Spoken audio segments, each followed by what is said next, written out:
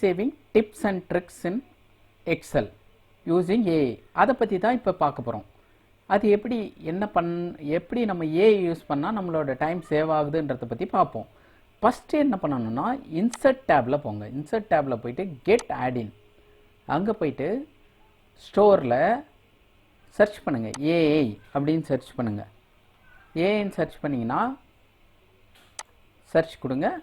அப்போ என்ன ஆகும், இங்கே வந்து AI ஃபார்முலா எடிட்டர் அப்படின்னு ஒன்று வரும். அதை கிளிக் பண்ணி ஆட் கொடுங்க. Agree add. இப்போ லோடிங் AI ஆடின்ஸ் அப்படின்னு வருது. வெயிட் பண்ணுங்கள். அது லோட் ஆனவுடனே இங்கே வந்து புதுசாக ஒரு டேப் ஆட் ஆகிடுச்சு. இங்கே பாருங்கள், கெட் காட் இட் அப்படின்னு கொடுத்துட்டு இங்கே கிளிக் பண்ணிங்கன்னா AI ஃபார்முலா எடிட்டர் அப்படின்னு சொல்லி வந்துடுச்சு. இப்போ இதை கிளிக் பண்ணிட்டு இது லோட் ஆகும். அது வரைக்கும் இப்போ என்ன பண்ணலான்னா எக்ஸாம்பிள் வந்து நான் வந்து ஒரு எக்ஸாம்பிள் ஆல்ரெடி வச்சுருக்கேன். அந்த எக்ஸாம்பிளுக்கு போவோம்.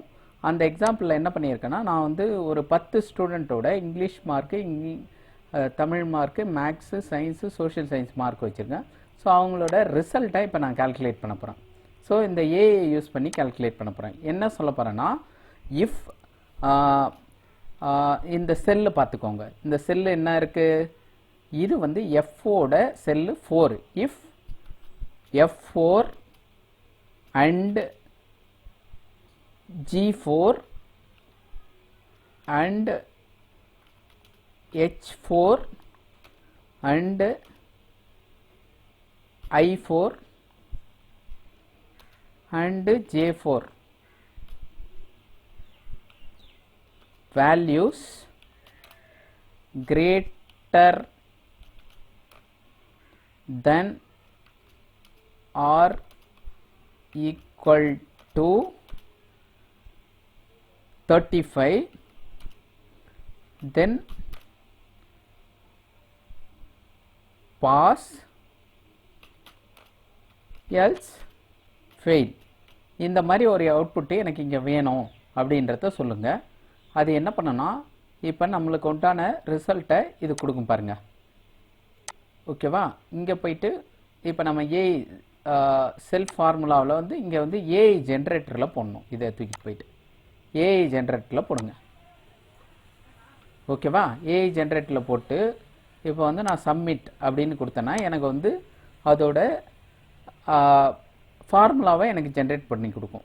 இப்போ வந்து பார்த்திங்கன்னா இங்கே வந்து ஃபார்முலாவை ஜென்ரேட் பண்ணி கொடுக்குது. நம்ம என்ன பண்ணலாம், அப்படியே அந்த ஃபுல் ஃபார்முலாவை காப்பி பண்ணி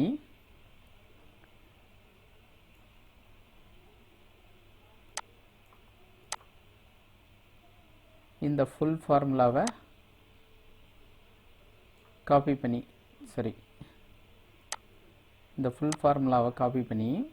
செலக்ட் ஆல் கொடுத்து காப்பி பண்ணிட்டு ஸோ இந்த செல்லுக்கு வந்துட்டு நம்ம இந்த செல்லை கிளிக் பண்ணிட்டு ஈக்குவல் டு அப்படின்னு போட்டுட்டு இப்போ என்டர் அடிச்சோம்னா என்ன ஆகுதுன்னா, எல்லா வேல்யூஸும் வந்து greater than or equal to 35 இருந்தால் பாஸ்ன்னு வரும், இல்லைன்னா ஃபெயில்னு வரும். இங்கே பாருங்கள், இங்கே பொறுத்த வரைக்கும் இந்த எல்லா வேல்யூவும் greater than or equal to 35 இருக்குது. அதனால் பாஸ் வந்துடுச்சு.